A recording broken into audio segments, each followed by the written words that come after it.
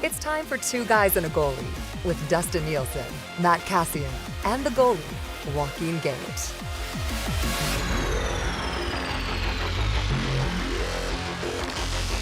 What's going on, everybody? Happy game day. Oilers and the Chicago Blackhawks tonight in Ice District at Rogers Place.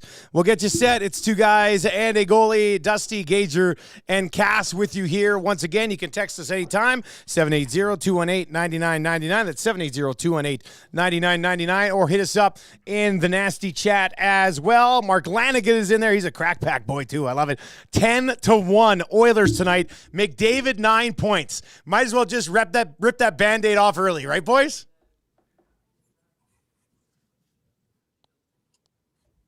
I mean, 10. What's game start time? 11:30. Yeah, East time. It's early tomorrow morning out east. It's just what a bang up job by the league here to have the best player on the planet with the top up and coming star of the NHL. Starting at a time when most kids have been in bed for at least 4 hours. Unbelievable.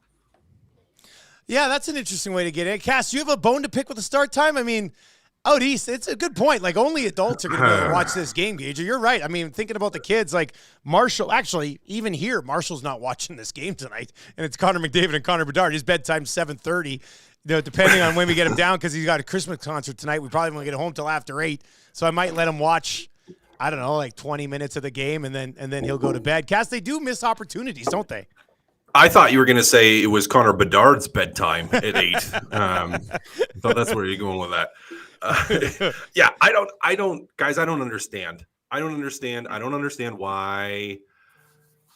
It just doesn't make sense to me. It's like it's a marquee matchup in terms of not like Chicago's an unbelievable team, but it's the first matchup between McDavid and Bedard.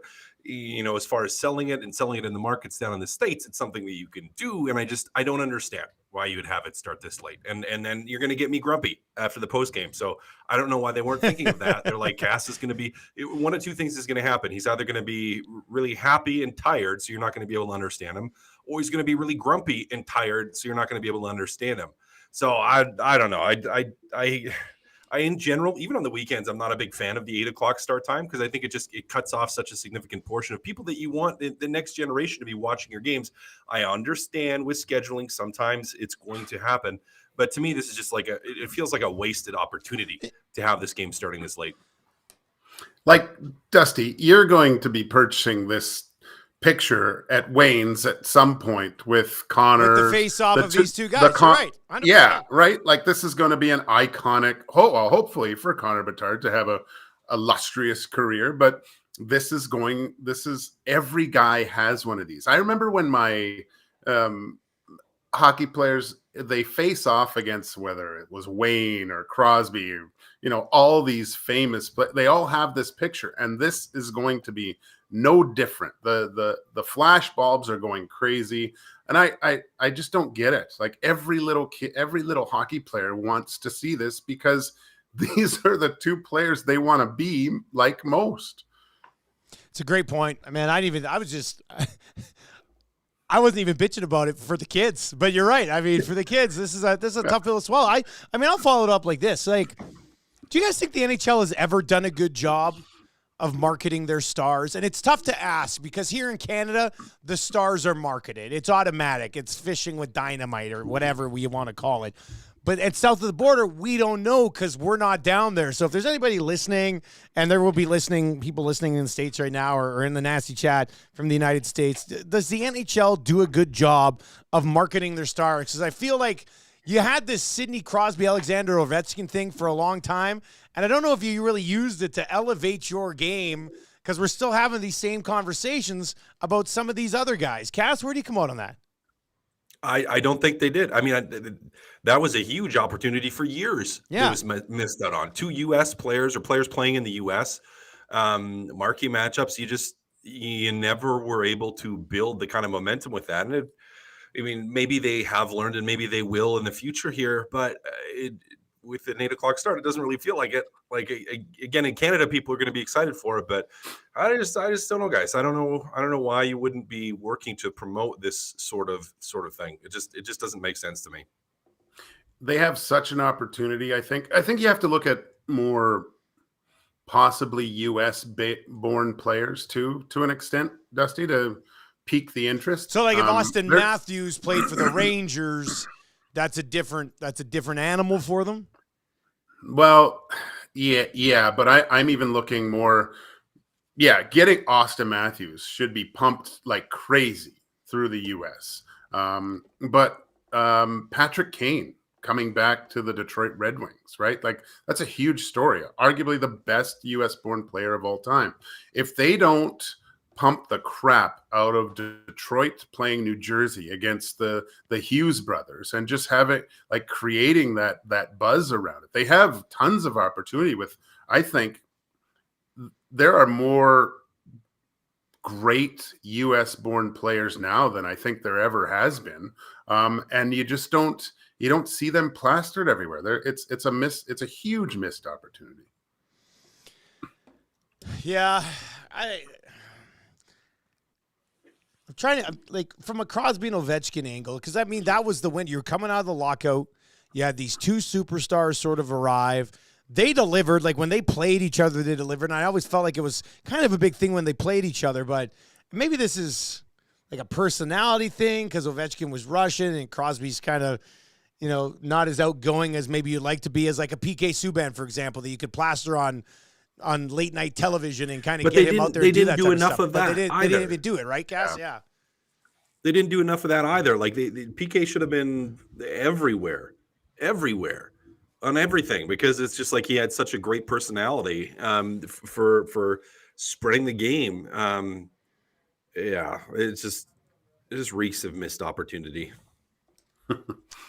Well, we'll be watching it tonight, that's for sure. Connor McDavid versus Connor Bedard. Let's just start with Connor Bedard. Let's go there first. Cass, you had some hot takes about Bedard coming into the to the NHL. I think he's had a nice rookie campaign, depending on where you look, and we'll get to some analytics maybe a little bit later on in two guys and a goalie today. But would you say Connor Bedard has? From the expectations you had for him, I think he's at least hit those, maybe even surpass them a little bit. Absolutely. Right? Like, yep. Yeah. No, he's hit them. He's hit them. I mean, it could be a point a game player, pretty close to in his first NHL season, which is an incredible accomplishment. May score a few more goals than I thought in his first season, which again is an incredible accomplishment. He's going to be a great player. I still wonder if just is he, how much more are we going to see? Does he have another gear still to get to, just as far as his development goes, and that'll take some time. I mean, we won't really have a full answer on that for another couple of years, but as for what he's doing right now, he's playing some great hockey and he's a great player, and he's going to be a valuable piece to the Chicago Blackhawks for years and years to come. And if you're a Chicago Blackhawks fan, I think you have to be happy with what you've seen. I mean, he can score goals. He's been generating offense. He's been around the puck, and he's a great player. So yeah, I mean, he's been spectacular so far. Gage, you like what you're seeing? You love what you're seeing? How do you break it down? Yeah, he's actually surprised me, Dusty. I wondered about the size factor before, but then going back to that combine, he looked like someone needed to test his urine. He looked in unbelievable shape, but no, it's a steep learning curve, and he's outperformed what I thought he would be able to accomplish up to this point. Providing highlight stuff almost on a nightly basis, and like Cass said, I believe he's just under a point a game right now. That's an amazing accomplishment for a young kid to come into the NHL, because like I said this morning, it's not like he's on the third line going against the third D pairing. He's playing against the top D pairing of every other team every single night, and he's still performing at a super high level. So he's only going to get better. You can text us anytime, 780-218-9999. We had this talk about marketing a little bit in the National Hockey League. If you have any ideas on how you'd like to see the NHL market their stars a little bit better, Let us know. Hit us up there, 780-218-9999, or in the nasty chat today here as well. The Edmonton Oilers have been absolutely rolling. They've won 7 in a row, a chance to make it 8 in a row tonight. They're a significant betting favorite over at Coolbet tonight against the Chicago Blackhawks. Looks like they're going to be running it back. Kane was not on the ice at the morning skate today, but if he is good to go, looks like they're going to run things back. Skinner was in the starters net. Gage, you brought this up on the show earlier today. You would have been okay. Like, if it was your call, you would have gone back to Pickard, or you just would have been okay if they did go back to Pickard? It would have been a long, hard conversation with probably Dustin Schwartz and my goaltending team of what I could see for it. I just, like I said, I think that the play of Pickard has provided the Oilers with the opportunity to play him in back-to-back games here. And I'm not saying that there's competition for the crease at this time, but I just look at the amount of games that Skinner's played up to this point. You can give him some rest here with the solid play from your backup. And look, when this whole homestand started, where everyone was asking, where are we gonna slot Pickard in to give Stuart Skinner some rest? And lo and behold, we have an opportunity to give him a little bit more rest and let him go through till the end of Christmas. I just thought, I didn't think this would happen, but I thought, well, maybe, this is what Coach Nabla maybe looks at and goes, you know what, we can give him a little bit more rest. And because we know what happened last year, played too much. And let's face it, Pickard's provided solid backup goaltending and played really quite well. I think he deserves another start sooner rather than later. Cass, what do you think? Well, guys, how many in this win streak? How many wins does Captain Picard have? 1. How many does Stuart Skinner have? 7 minus 1 is 6. Math is good, fun. Why would you put in your guy that is clearly your backup in back-to-back games after giving your starter some rest? It wouldn't make sense to me. It would make 0 sense to me. 0 sense to me to start Picard in back-to-back games and give Stuart Skinner that many. You just had a 5-day break where he wasn't playing. So if you want to argue like the resting, I get like playing every second night where you needed to you have him start one. Totally get it. I thought it would have been Chicago. Now with shorter rest because of the afternoon game, they decided to go with him on the weekend, which turned out great, fantastic, right decision. He got you. Picard played a great game and got you a win, but to me, it would be completely baffling, completely foolish to start Picard in back-to-back. I don't know why you do it. Stuart Skinner is your starter. He's won you 6 out of the 7 games on the stand. Like, let's just put him back in. He's your starter. Like, this isn't a rest issue. As the season goes on, yeah, you're going to need to find spots for Picard to come in, but that's not necessarily going to be like playing him in back-to-back games. It's going to be finding situations where it makes sense to play him, and it just doesn't make sense to me to play him in the game tonight. So I would be shocked and baffled and probably frustrated if Stuart Skinner wasn't playing tonight. Yeah, well, Gager made the case of using this spot as a chance to get Skinner just a little bit of extra rest. So I guess you just had 5 days. Like, you just had 5 days. You had 5 days and you played a couple games and then you got extra rest. Right? Like, it's still a day off. But he just got a day off. He just had one. Like, Cass just doesn't know how hard it is to be a goalie. It's there, a lot goes into it, and I will say this: I think if they would have started Pickard tonight, they win the hockey game. I mean, Skinner gets the rest, it's not like they're. We were all baffled when we heard the captain going against the Devils. They shouldn't need Stuart Skinner tonight for 2 points. Calvin, you don't need him, but he's your starting goalie, Gager. Yeah, I know. That's great. I don't need him tonight, right? Give the guy a break. Let him have a kiss. He just had a break. No, this is a marathon, not a sprint, Cass. All right. We need to rest here. We need some relaxation on this late start. It's really late. Stuart Skinner's kid, he won't be able to see dad because of this late start, which really sucks.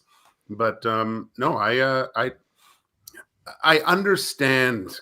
Don't trust me. I understand that they would go with their starter at this point, but it's not. The opportunity is theirs to give him some more rest, which I think will be more valuable further down the road. Let's get to some comments on this. 780-218-9999. 780-218-9999. VR Montenegro says, Skinner needs to get in before he gets cold. Gager, would you be concerned about Skinner, losing his game if he sits for 2? No, I don't think so. I think this gives him opportunity to kind of maybe work on some things that probably the goalie tandem have seen in prior games. I don't see him getting rusty. He's played a lot so far. Just tweaking some things in practice, giving him a little bit more practice time sometimes can help. I don't think he's going to be rusty here. That he's from the start of the year and how it went till now, he's progressing in the level of. Well, and more importantly, the team is playing so much better in front of him, right? Like, most importantly, Cash, you laid this out multiple times when they were going through their slumps, and everybody's just saying this is straight up a goalie issue. Like, it wasn't. Stuart Skinner is still their number one goaltender as he was before, and his numbers look a lot better because the team is playing sound defensive hockey. Correct? Absolutely. Now, he wasn't, as I've said, he wasn't perfect. The goaltending wasn't perfect. Did they make mistakes and contribute to the problems? Yeah, they did. But overall, it was not a goalie issue. And the second, wow, unbelievable. Wow, I'm so amazed. This is so crazy. Their high danger scoring chances against percentage has got so much better. How did that happen? Well, yeah, you're not giving guys wide open nets on 2-on-1s. Forcing a goalie to try to sprawl across to make a desperation save or save something on the back door. Like, how many times have we seen a backdoor goal in the last 7 games? We haven't. There's been like 0, maybe one over the course of that many games. But it's like you instantly as a team were able to cut down on that, and lo and behold, your save percentage is way better. Lo and behold, you're winning games. Lo and behold, your high danger scoring chances against percentage has shot way up, and it looks way better now than it did. So it just again, goalies were not the main issue. Were they great? No. Did they contribute to the problem? Yes, but they weren't the issue. Stuart Skinner's not the issue. And as far as the rest conversation, well, yeah, he's not going to look rusty today, Gager, because he only sat 1 game. Now, if you didn't play him again, all of a sudden, maybe he would start to look rusty because he's going such a long stretch in between where it's like, oh, you mean in 3 weeks, he's had 2 stretches of like 5+ days of not playing a game. Well, yeah, maybe he could have a little bit of rust and not feel a rhythm in that. But for this, it's like, no, you got him rest. You got a rhythm. Let him in. Don't trade for the guy that's on the IR, Elvis, with his slick back hair and his sneer and his southern drawl. Okay, let's continue with this because this comes in, and I don't want to take a little bit of a fire here and throw a bunch of fuel on it. But interesting question. Who was it? Jay? Somebody in the nasty chat. Yeah, just Jay.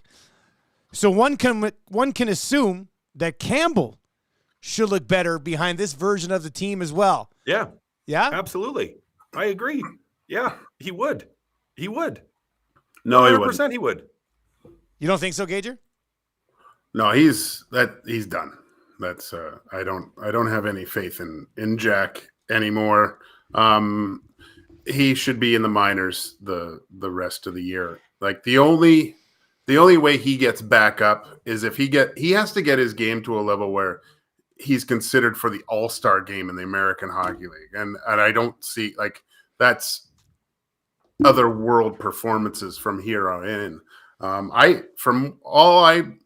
just looking at numbers, Dusty, but Rodrigue looks like the better goalie. He hasn't played a ton though, but yeah. Just looking at some stats, right? But he would be almost ahead of Jack Campbell at this point. Seeing the goals that are allowed, right now, Stuart Skinner and Calvin Pickett, they're not allowing the back-breaking goal. right? The squeaky weak, and you would worry about that with Campbell. That's an interesting point, Gager, because as somebody pointed out, I've mentioned it a few times. When he was sent down, he had better numbers than Skinner. They were still garbage numbers, but they were better than Skinner's. And now, Cass, I think you probably use that as your discussion of look at Skinner's numbers now behind this new look sort of club, and you would think that there'd be a bump for Campbell as well, right? Oh, absolutely, there'd be a bump. Now, I wouldn't start him ahead of Skinner.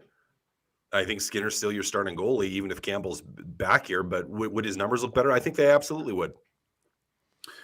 Doesn't it make so the buried cap? So what are is it 3.8 million that because he's down in the minors now, Dusty? Let me bring up Cap Friendly here, or somebody can probably pass it along. I looked into this when he was sent down. I don't have it off the top of my head right now, but let me take a peek. See here. I think when I looked, it was like 3.8, right? And so him coming back up. 3.8 when he's in the minors. That's his cap hit, yeah. So, they would have to make even more decisions on their current lineup, right? And like Crash Davis, the famous Crash Davis always said, breathe through your eyelids, Rose goes in front, and you don't F with a winning streak, okay? So then start Pickard because he was a part of the exactly. One game. Your messages to 780-218-9999. This text came in about 5 minutes ago. A few of them actually. No Seth Jones tonight for the Blackhawks. That blue line is okay. So let's am I wrong to say the Oilers should win this game super duper convincingly, Cass? Like this should, with what they've done over the last 7 games. I mean, this should be like a 5-1, 6-1, 6-2 type of game, shouldn't it? It should be if they keep their foot on the gas. Like if they play the same way they've been playing, and I'll point like the Minnesota game wasn't an unbelievable game. It was an average game. You found a way to win. Yep. But if they play generally how they've been playing, they should absolutely stomp on them. Now, if Chicago somehow finds a way to score first, you give a team some life, you give them some hope, you give them some energy and some motivation. Even considering, how hollow that blue line is with Seth Jones out of it, Korchinski's out of it, and I think there's another 1 or 2 injuries. Like they're a banged up or they don't have their people there, and if they beat you, you would have played a bad game. I think that's really it. You had to play a bad game to not beat them in this situation. If they play anywhere close to how they've been, the Oilers should absolutely stomp on the Chicago Blackhawks. What would be the worry, Gager? Like, what do you think? What would be the threat here? Like, probably just a team that's hanging around. Check. Check. That's I was watching Rounders last night when I was falling asleep, buddy. I love it. You don't want a KGB kind of game from it would be Matt Damon in that case. But have the same type of starts they've been having the last few games, Dusty. Those first periods, I mean, even last game, it should have been I'm looking against the Minnesota Wild, right? Fleury has an unbelievable first period where the Oilers should have been up by at least a couple, at least at that point. The start's going to be key. I think you don't want to give Chicago any sort of idea that, hey, we can really win this thing. Yeah, Carolina, these guys, right? Like, come on out and yeah. You don't want to be chasing the game, right? You don't want to allow them to play more of a defensive structure and try to take chances if the Oilers kind of have to play a little bit more on the offensive side. Get the lead, keep the lead, and just put them in the rearview mirror. Do you think Jack Campbell is a few months away from driving Kanish's truck? He might be. He's always got the truck for you, Mike. Yeah, I'm not lying. Rounders is one of like my favorite top 15 movies of all time.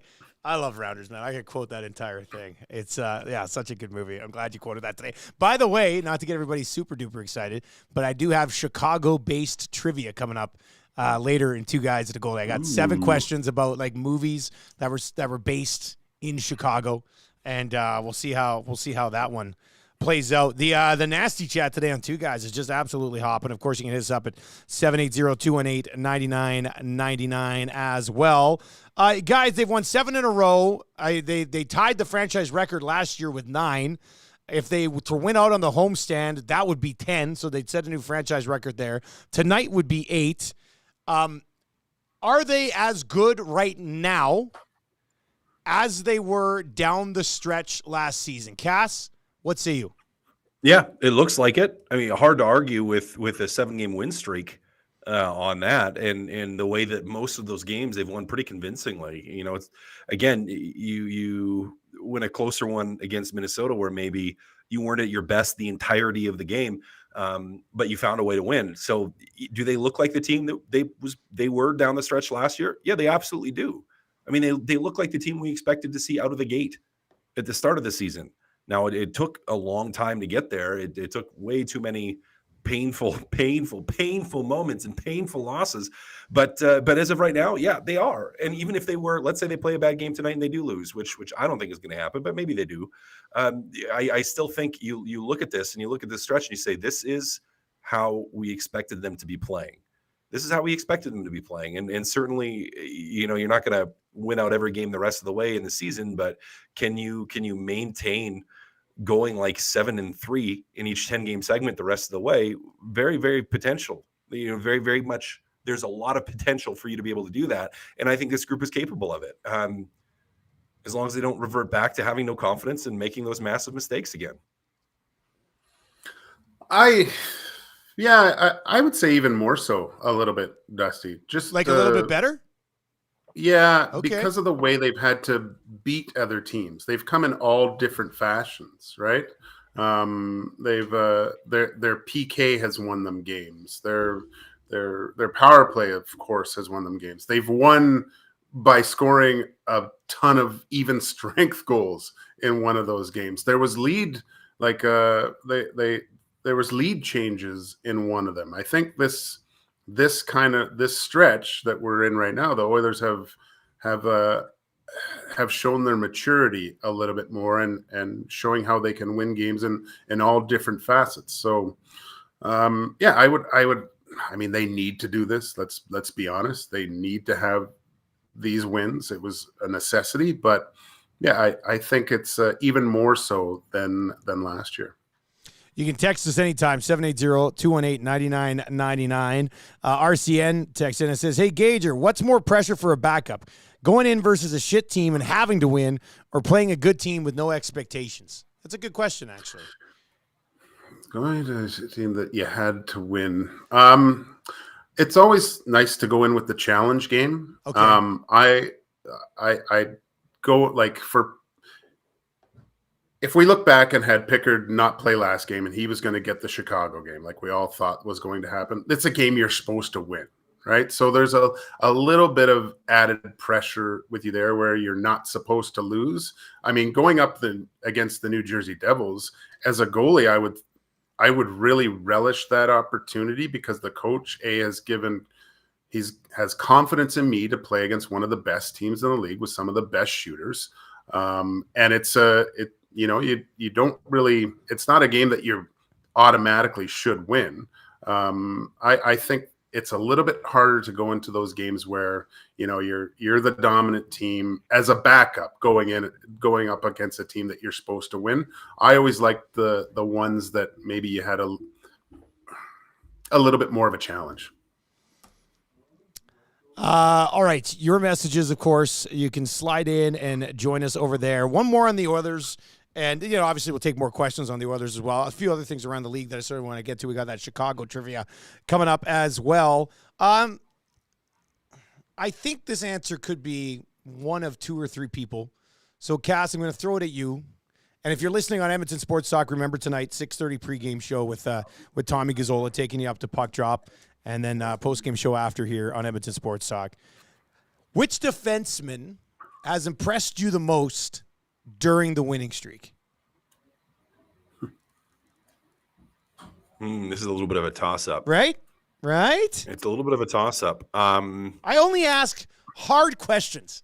on two guys in Yeah. the goalie. Yeah. I also love asking them because I don't know what my answer would be. That Oprah school's working out well. Yeah, exactly. I'm probably. It is such a toss-up. I probably lean towards Darnell Nurse. Okay. Because I think he's maybe because he's been so impressive in a way that's, I don't want to say it's quiet, but it's quiet, in that he's been probably their best defenseman defensively, and has just completely solidified his game. Now Evan Bouchard is a close runner-up to that. He's an absolute close runner-up to that, to impressing me. I mean, his offensive skills have continued to shine, and he's cleaned up defensively as well. So he's close, but I'm gonna go with Darnell Nurse on this one. Gager, which side you go on this? It's Bouch. Yeah? It's Bouch for me.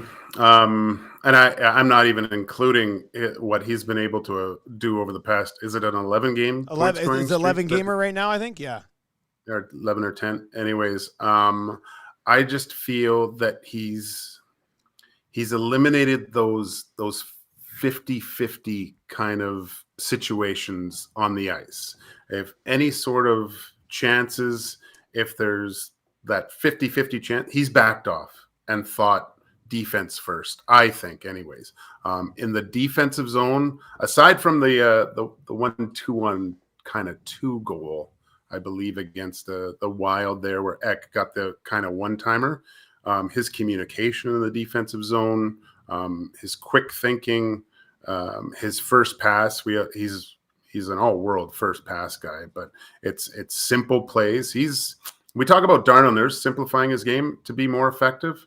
I think Evan Bouchard has done the exact same thing on the defensive side of the puck.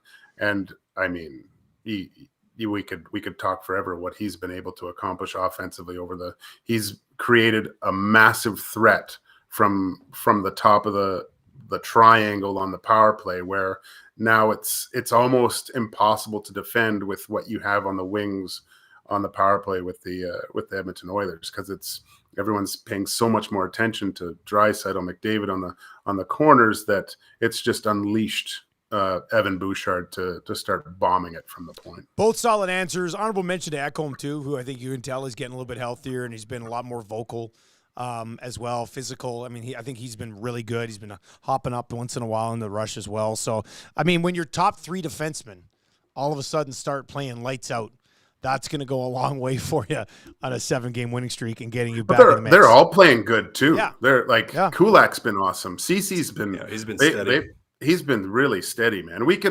You could probably make a case for everyone at this point. The way that we're going at the start of the year till now, it's night and day. All right, Cass, you want to talk some numbers here? Are you in the mood? This is coming. Are you in the mood? I'm in the mood. Okay. I'm in the mood. I've thought this through. Your text messages today. I mean, I could have given you a text of the day if it wouldn't have looked bad, because you were fired up today. So Evolving Wild is an analytical site, and they have a stat that is GAR, which is goals above replacement, and expected GAR, which is expected goals above replacement, along the lines of WAR numbers with the wins above replacement, things like that. So this is a tweet from them. I'm not making anything up. This is just the word-for-word tweet. We're about a third of the way through the 23-24 NHL season. Here are our picks for the NHL awards, as always, based on Evolving Hockey's GAR and expected GAR metrics. There's 3 tiers for the Hart Trophy right now.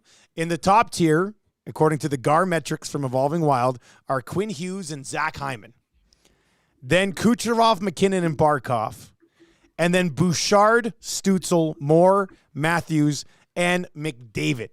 So, I'm going to let you go in a second here, Cass. I also want to get to the Calder Trophy, which the GAR metrics have as follows.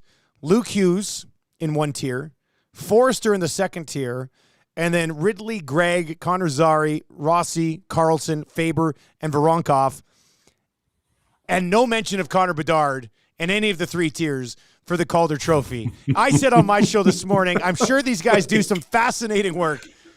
But if your model has you tweeting out a set of metrics that have Hyman, and I love Hyman, but as a more valuable player than McDavid, and Connor Bedard not in the top 8 right now for the Calder Trophy, I probably wouldn't tweet those things out. You know what I mean? Like, no, but here's why they do. I'll explain why they do. I'll touch on the numbers and touch on that, and then I'll explain why they do. And hopefully this brings some tremendous amount of clarity for people that are listening.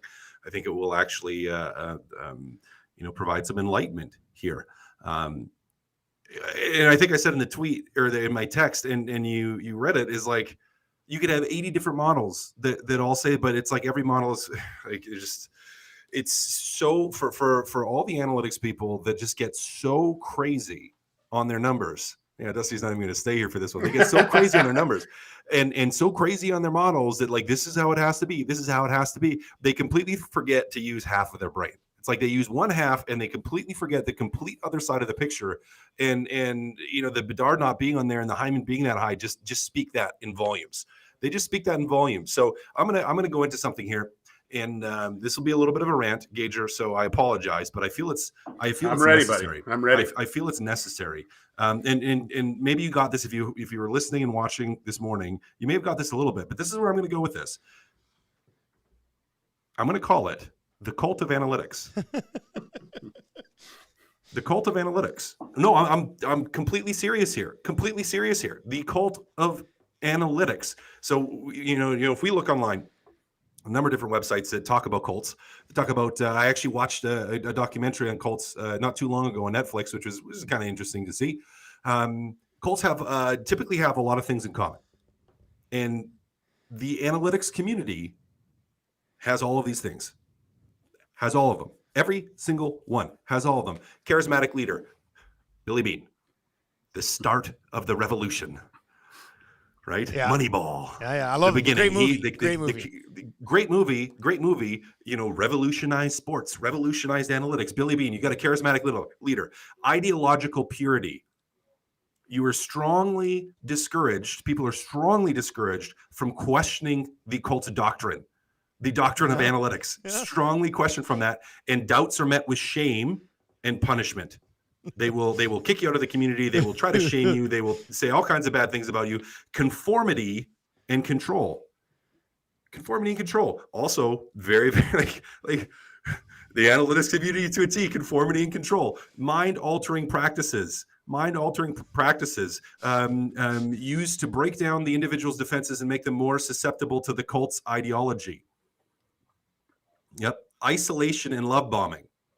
Well, if there's analytics and someone gets an analytic right or says, I predicted this because of analytics, think of the love that the analytics community bestows upon this person for your wonderful models and your predictions. Absolute, just warmth that is sent their way. Us versus them mentality. Man, you are checking off all the boxes here, buddy. Checking off every single box. Every single analytic box, the cult of analytics follows this. Apocalyptic thinking. If you do not follow us, if you do not listen to us, if you do not believe us, your organization, your team is going to completely fall apart.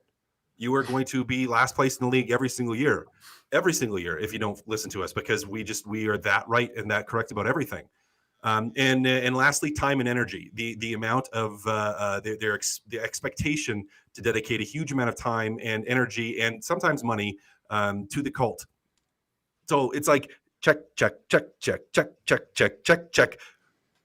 The cult of analytics, my friends, is very real. It's a very real thing, and they just have such problems. I have no problem with someone that uses analytics in a way that to me makes sense, which is, what did I see? Can I verify it with analytics? What do I see? Can I verify with analytics? So if we're looking at Bedard, okay, Bedard, points total, how he looks like he should be a guy that is in the conversation for Calder. Now, when I look at analytics and look at his numbers, what does that tell me? Now I have to go back to Chicago, the team, the team as a whole, how they've been playing, how he's been playing, and use them both to evaluate one another to make an informed and rational decision, not only relying on your dumb models, because your dumb models will be wrong all the time. You're going to have outliers all the time. Like, you're going to have mistakes in there all the time. Not to mention that in terms of everything that you have in your model is completely subjective. Everything you put in to determine your GAR is completely subjective to whoever's inputting the control. So you have still complete subjectivity to what constitutes what they're going to be goals above replacement when they're on the ice, what constitutes a high danger scoring chance or not, what constitutes, different plays on the ice in terms of, what happened and whose fault it was. Like you are putting in constraints on your models. You have to, otherwise you wouldn't have a model. Models have to have constraints. Your stats have to have constraints.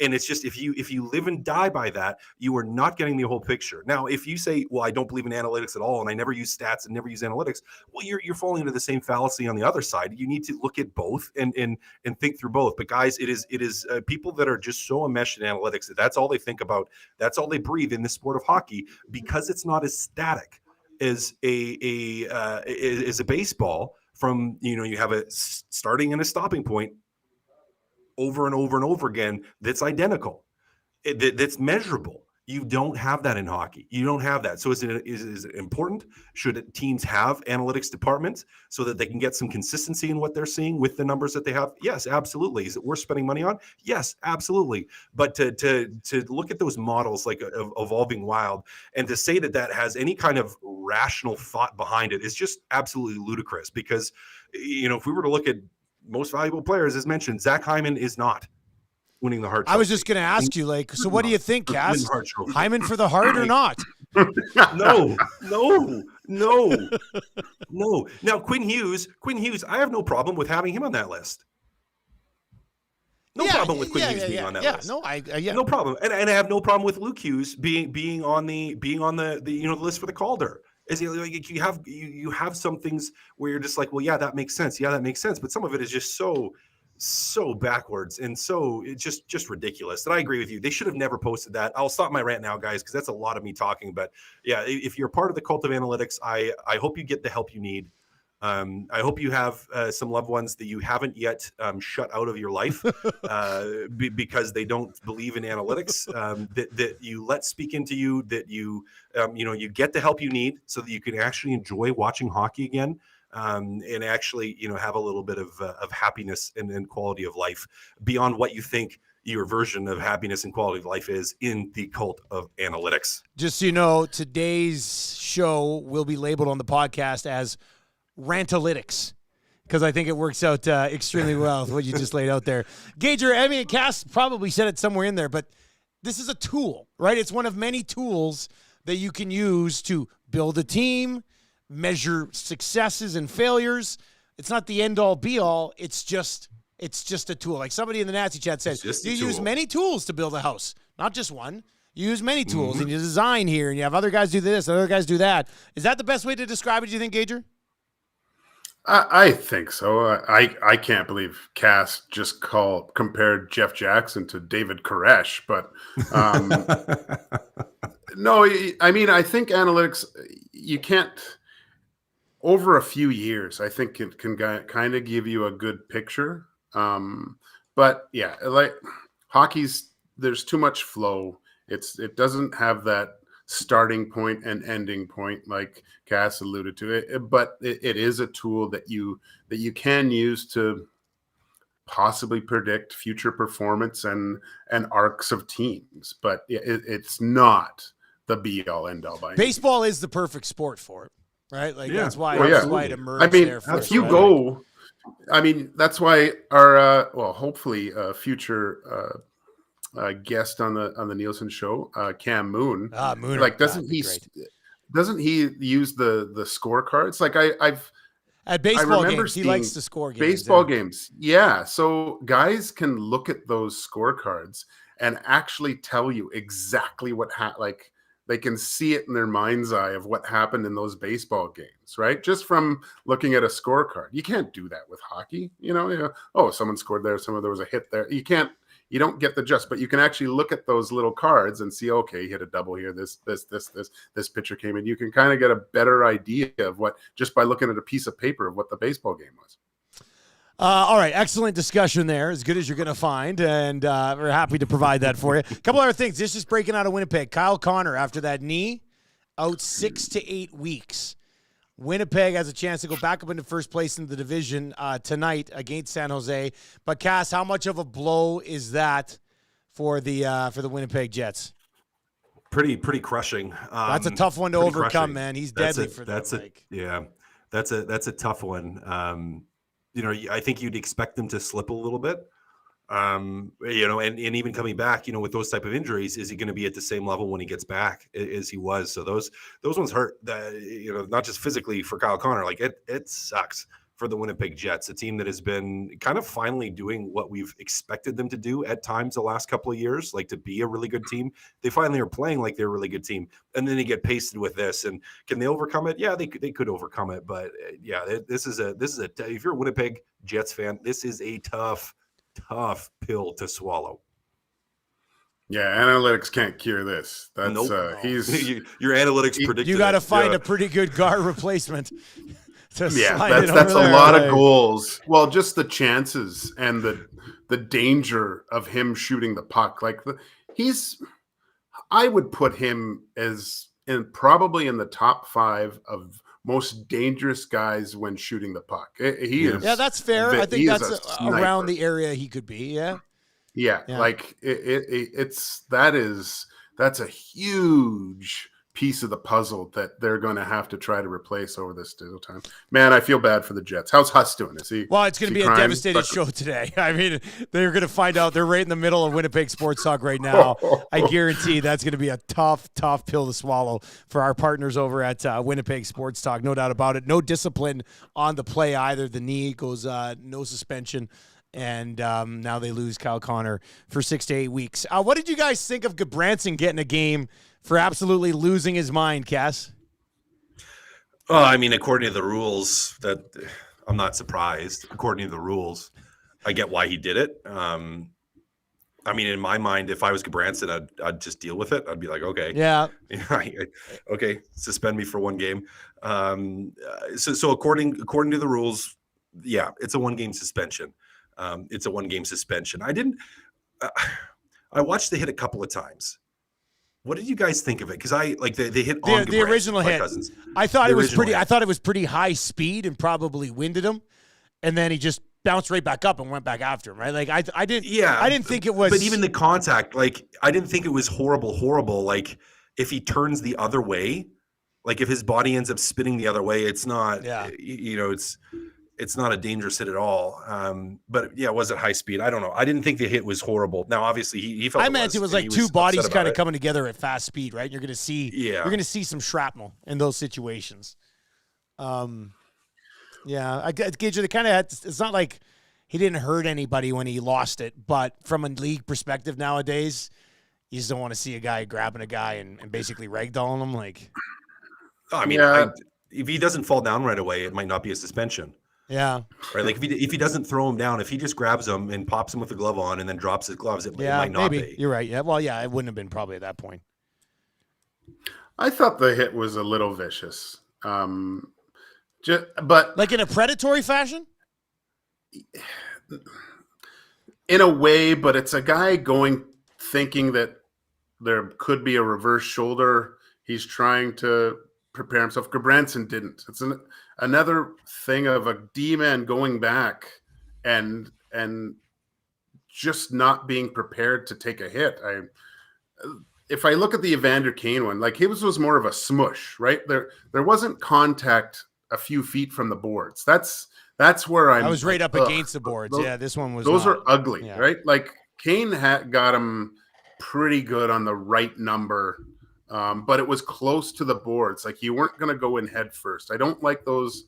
I don't like any hits from behind, but I really don't like when you see guys hitting people in that 2 to 3 feet where they're unsuspected with their backs turned. I loved what Gudbranson did. I was watching that. I watched him on the bench. He was telling his coaches, "I don't care. Yeah, it doesn't matter. I'm going to get him." Guy. I don't care. It was perfect. I loved when he went into the penalty box and you could see Cousins going, "Oh my God." Like he was, thank God we are in the penalty box right now, and just yelling at him for the whole time. Just it's funny because I was thinking, well, how could the refs let this happen? Like how is that not a boarding call? And they allowed Cousins to, I think part of me was like, you know what? He did something stupid, and Gudbranson's okay. We got to go let him get his pound of flesh here. And so they left him in the game so Gudbranson could go do something. Yeah, they and let the 5 guys to 2. Yeah, and let these guys police themselves, which I have a lot of time for, actually, to tell you the truth. Well, you can't as a referee. It's like you can't. You reduce it from a 5 to 2. So Cousins stays in the game, and you can't what are you gonna Gudbranson steps on the ice? You're gonna be like, no, you can't be on the ice right now.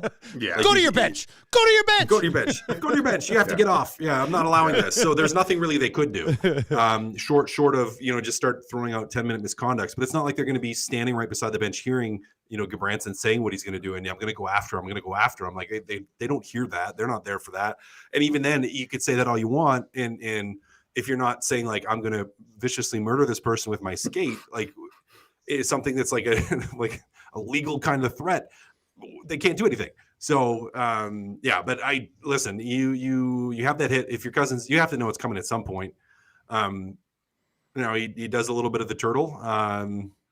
Yeah, I didn't understand like that. why. Yeah, I understand why at the same time, but as long as fighting still is in the game, and will it be forever? Probably not, but for now it is.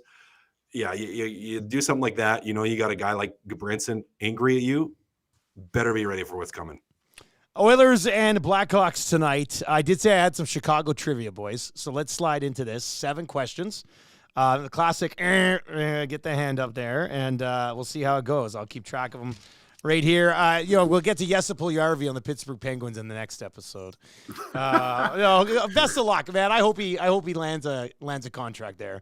They are desperate. I mean, Pittsburgh's looking to find some answers there, so I don't know if he's one of them. But nice to see him get a PTO coming off the double hip surgery. All right, here we go. Question number 1. These are all some way related to Chicago. This one from a movie that was based in Chicago. Which team's jersey was Cameron wearing in Ferris Bueller's Day Off? Cass? Detroit Red Wings. Maddie is over in his office. He's yelling out the answers as I say this. All right, Cass, that's 1. Question number 2. What number was on the back of Griswold's Hawks jersey? Gager. 00. Oh, boy. All right, here we go. I love it. Tied at 1. Which actor offered Kevin McAllister's mom a ride back to Chicago? Yeah, Gager. John Candy. Oh, he got it. You almost forgot his name. I was thinking of his name. No, I was thinking of his name in the show. Gus Polinski. Polinsky. Yeah, wasn't it Gus Polinski? I think it was the polka king of the Midwest. Yeah. What a class. I heard he actually ad-libbed a lot of that. Like he just, when he was like laying it on there, though, like just, man, Candy was brilliant. Solid. Just brilliant. All right, Gager has a 2-1 lead. Here we go. This one's kind of like a fun question for me because I love her. But which actress once had to look after 3 kids on an adventure through Chicago while babysitting Gager? Oh, Elizabeth Shue. Yes, Elizabeth Shue, correct. That's her in that movie and Karate Kid, my first crush. Like Elizabeth Shue is my first crush. Like 100%. You want to fall in love with her even more? Go watch The Boys. Oh, I've watched parts of The Boys. Yeah. Go watch Palmetto. I'll raise you one. Watch Palmetto with Woody Harrelson. It's dirty. All right. I was always jealous of Kevin Bacon in Hollow Man. All right, here we go. Question number 5. What was the name of the supposed sausage king of Chicago in Ferris Bueller's Day Off? Remember he did the voice on the phone? Don't look in the nasty chat. Oh, God. 5, 4, 3, 2, 1. Abe Froman. Yes, Abe Froman. Abe Froman. Dusty, don't forget Cocktail. I've never seen Cocktail. I'd probably love her in Cocktail, too. I haven't seen Cocktail. Oh, yeah. Is that with Tom Cruise? Is that her and Tom Cruise? Yeah. Oh, that sounds like a good one. All right, so Gager still leads 3-1. Cash, you got to get both of these to force a bonus question that I don't have. What were the 2 names of the burglars in Home Alone? Oh, this is brutal. I just watched Home Alone on the weekend. I know one.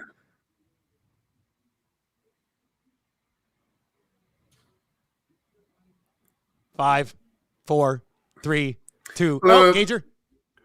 Marv and